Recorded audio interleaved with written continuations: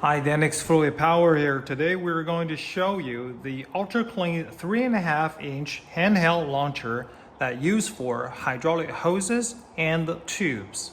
Now, this launcher is mainly for large hoses and pipes. It is robust, durable, and easy to use. First, you need to unlock the locking ring, insert the nozzle, put the projectile in, close the nozzle, and you're ready to fire. The pressure required is only 5.5 to 7.5 bars. If you want to clean bigger hoses, then you need this bigger aluminum nozzle. It can clean up to 140 millimeter inside diameter. And this launcher is also able to clean small diameters. For example, this 6 millimeter hose. Simply by having this adapter ring, put the nozzle into the ring, put the adapter into the locking ring and put the locking ring to position. And now you can clean smaller size of the hose. Customers can buy a single launcher or the entire kit with the nozzle, with the adapter ring, with the suitcase that's easy for you to carry around.